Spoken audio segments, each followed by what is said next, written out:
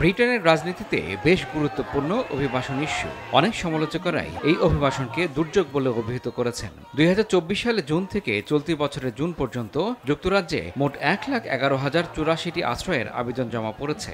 দেশটির সরকার বলছে ২০০১ সালের পর গেল ১২ মাসে সর্বোচ্চ সংখ্যক আবেদন জমা পড়েছে। ব্রিটিশ স্বরাষ্ট্র দপ্তরের তথ্য অনুযায়ী এ সময়ে আশ্রয় আবেদন প্রক্রিয়ার অপেক্ষমান সংখ্যা ছিল প্রায় ৯১,০০০, যা আগের বছরের তুলনায় ২৪% কম। তবে আশ্রয় প্রার্থীদের অস্থায়ী আবাসন হিসেবে হোটেলে রাখা হয়েছে ৩২,০৫৯ জনকে, যা গত বছরের তুলনায় ৮% বেশি। সরকার বলছে তারা আগে সরকার থেকে খারাপ অবস্থার একটি অভিবাসন ব্যবস্থা পেয়েছে এবং সেটি সংস্কারে কাজ করছে। অভিবাসন ব্যবস্থায় গতি আনতে নতুন পদক্ষেপ নেওয়া হয়েছে বলেও জানায় দেশটির অভিবাসন সংস্থা।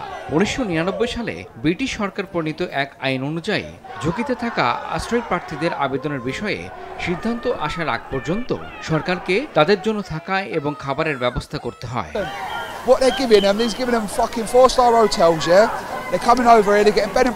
অবৈধ পথে আসা অভিবাসীদের সংখ্যা বাড়তে থাকায় কিয়ার স্টারমার সরকারের উপর চাপ প্রয়োগ করছে বিরোধী দলগুলো। তবে আগের তুলনায় ব্রিটেনে ভিসা এবং ইমিগ্রেশন নিয়ন্ত্রণ কঠোর করা হয়েছে এবং ফেরত পাঠানোর সংখ্যাও বেড়েছে বলে দাবি করেছেন দেশটির স্বরাষ্ট্রমন্ত্রী। যুক্তরাজ্যে গত এক বছরে আশ্রয়ের জন্য আবেদনকারীর সংখ্যা সর্বোচ্চ পর্যায়ে পৌঁছেছে। ২০২৪ সালের জুন থেকে ২০২৫ সালের জুন পর্যন্ত দেশটিতে প্রায় ১.৫ লক্ষ আশ্রয় আবেদন জমা পড়েছে।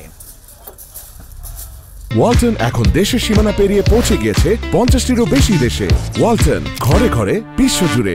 অভিবাসন বিষয়ে সরকারের ভূমিকা নিয়ে প্রশ্ন তুলেছেন কনজারভেটিভ পার্টি। দলটির স্বরাষ্ট্র বিষয়ক মুখপাত্র ক্রিস ফিলিপ বলেছেন, ক্ষমতাসীন দল যুক্তরাজ্যের সীমান্তের নিয়ন্ত্রণ হারিয়ে ফেলেছে এবং অভিবাসন সংকট তাদেরকে ঘিরে ফেলেছে।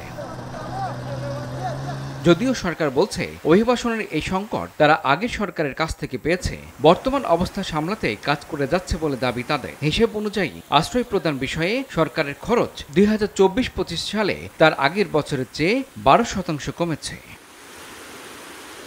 অন্যদিকে বিরোধী দলগুলোর অভিযোগ যুক্তরাজ্যের অভিবাসন নীতি ব্যর্থতার দিকে এগোচ্ছে। রিফর্ম ইউকে পার্টির নেতা নাইজেল ফারাজ এই পরিস্থিতিকে দুর্যোগময় হিসেবে অভিহিত করেছেন। বিশ্লেষকদের মতে আন্তর্জাতিক সংঘাত, মানবিক সংকট এবং অর্থনৈতিক অনিশ্চয়তা যুক্তরাজ্যে আশ্রয় প্রার্থীদের প্রবাহ বৃদ্ধির পেছনে মূল কারণ হিসেবে কাজ করছে। ইমরুল হাসান, RTV।